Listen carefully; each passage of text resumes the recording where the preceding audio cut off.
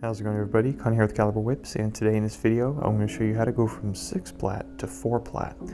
Now, the old video that I did had to go from 6 to 4 plat.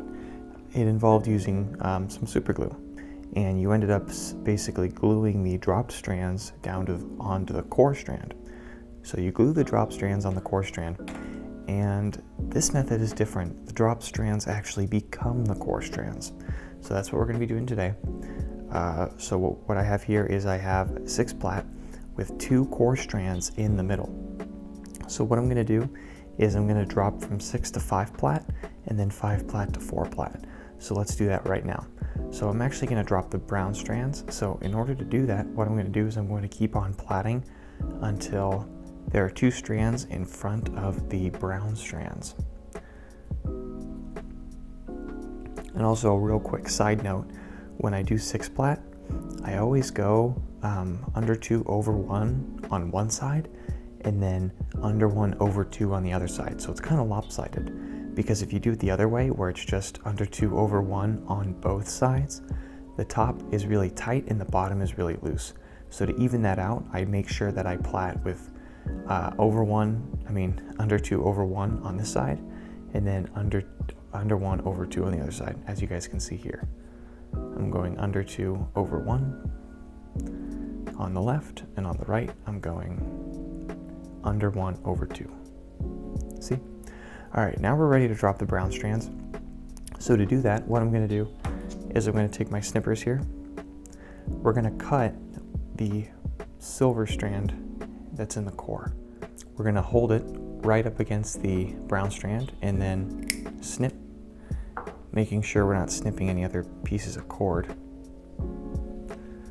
So what I'm going to do here is I'm going to take that cord and singe it with my lighter, just like that, just making sure it doesn't fray. And now what I'm going to do is I'm going to drop the side that's going under 1 over 2. So basically this side.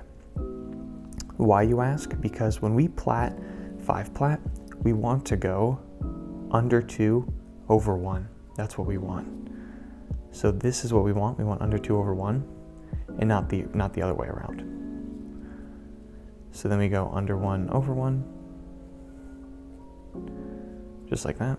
And now the brown strand becomes the core. And I'm going to plat just a little bit longer and show you guys what to do, because now there's some slack in this core strand. And when there's slack in the core strand, it makes a kink.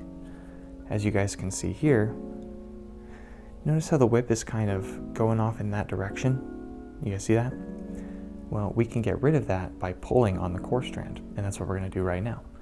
So I've plaited a few extra strands. Now what we're going to do is we're going to pull it, because you can see that kink forming. It goes here and then kind of goes off this way. So watch this core strand. We're going to pull it right now. See that? Now it's straight. And it actually it's almost unnoticeable. This strand that was dropped is now identical to that strand right there. That was plaited. So that's what we're looking for. Now what we're going to do is I'm going to show you guys how to go from 5 plat to 4 plat. Alright, now we're ready to go from 5 plat down to 4 plat. As you may notice, that silver core strand has been dropped somewhere in here. So when I go from 5 plat, when I plat my 5 plat, there's 2 core strands, but it tapers from 2 to 1 by the time I reach 4 plat. So that's what I do. And when I do my 4 plat, there's 1 strand in the core, but then it goes to 0. So just thought I'd let you guys know. It's in my how to build a professional level bullwhip video, so be sure to check that out if you haven't already. Alright, so we're ready to drop the other brown strand. So to do that, what we're going to do is literally snip the other one like we did before, making sure not to snip any other strands in the process. Now we have to singe that. And then we literally just pull this right here and we plat normally. Under 1 over 1.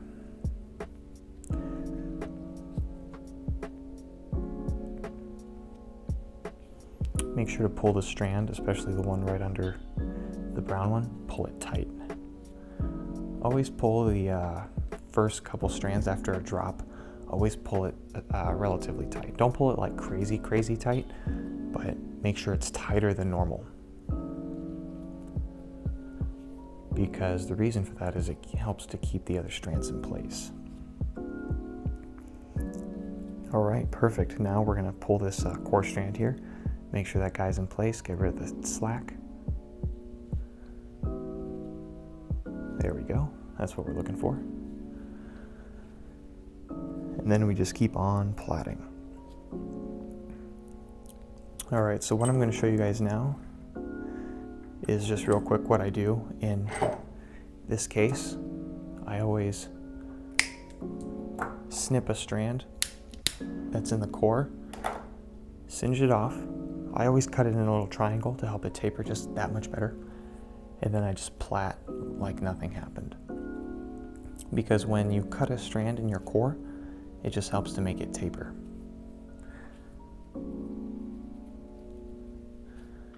So now, in my opinion, once we pass this core strand, our 4 plait is done and it's ready to go. I usually plait a little bit more after the drop strand, because plaiting 4 plait with nothing in it, it has a really fine point, and I like it a lot. However, when you plait with nothing in the core, you want to make sure you pull especially tight, because if you don't, it'll get loose and kind of bunch up and it won't look very good. So just pull it super tight. And I think that just about does it. You guys can see kind of a tapering difference. The strand was dropped about here. It's a little bit thicker, and then it's like super thin right here. Now we're pretty much ready for the tapered twist, in my opinion. So I don't do a 4-point fall hitch. I just go right into the tapered twist, and I would just taper twist like nobody's business, but that's not the point of the video. The point of the videos is just to show you guys how I go from 6 to 4 plait. So there you go. I hope you guys found that video informative. If you did, be sure to hit that subscribe button right there. Also check out my second YouTube channel, as well as check out these other 2 videos that I have up on my channel as well. And as always, I'll see you guys in the next video.